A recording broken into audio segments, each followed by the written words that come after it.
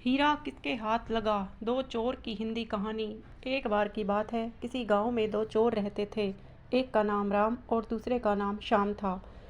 दोनों जन्म से ही घनिष्ठ मित्र थे। दोनों साथ मिलकर ही चोरी करते थे और जो भी मिलता था उसे दोनों बराबर भागों में बांट कर अपना गुजारा करते थे। दोनों इतने सीधे साधे रहते थे कि उन्हें देखकर कोई नहीं कह सकता था कि ये चोर हैं।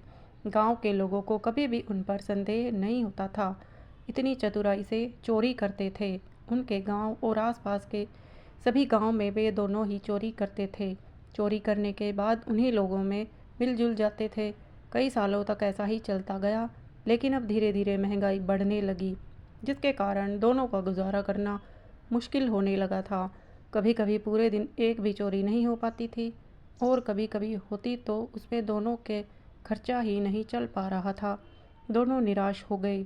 अब इन छोटी छोटी चोरियों से कुछ नहीं होगा, हमें कुछ बड़ा ही हाथ मारना पड़ेगा। उन्होंने अब ट्रेन में चोरी करने का प्लान बनाया। ट्रेन में बहुत सारे लोग यात्रा करते हैं और बहुत सारे लोग अपने माल को एक स्थान से दूसरे स्थान तक ले जाते हैं, तो हमें ट्रेन में ही चोरी करनी चाहिए। ऐसा सोचकर दोनों निकल पड़े शहर की तरफ। दोनों ने एक दो दिन से तो ट्रेन के एक ही डिब्बे में चोरी करना चालू किया और शुरू के 2 दिनों में ही उनकी लॉटरी लग गई। एक आदमी अपने साथ कुछ हीरे की पोटली लेकर शहर में बेचने जा रहा था। वह आदमी शहर का एक बड़ा सेठ था, जो रोज़ हीरे का व्यापार ट्रेन से ही करने जाता था।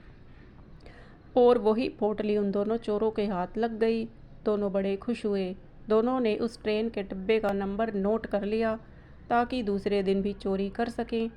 रात बहुत हो गई थी, तो दोनों ने वहीं सोकर रात गुजारी। सोते समय राम को लालच आ गया और उसने एक प्लान बनाया, जिसमें वे सारे हीरे लेकर शाम को छोड़कर कहीं दूर चला जाएगा और हीरे को बेचकर अमीर हो जाएगा।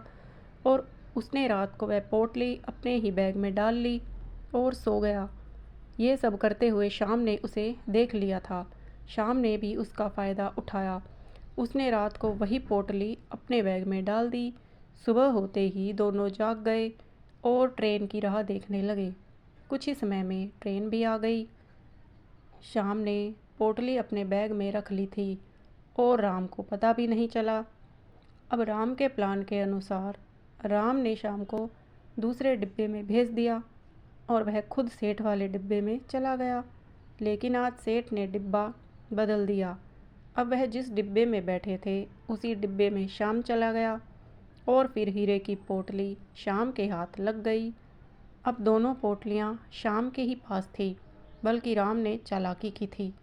उसे कुछ भी नहीं मिला। वह पूरे डिब्बे में घूमता रहा, लेकिन उसे सेठ कहीं भी दिखाई नहीं दिया। शाम को राम के बारे में पता चल गया था, इसलिए शाम ने उसका साथ छोड़ दिया और उससे दूर कहीं शहर चला गया।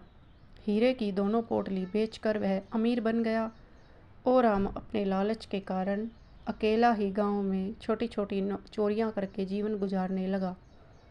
अपनी एक गलती के कारण उसने अपना भविष्य ही ख़त्म कर दिया।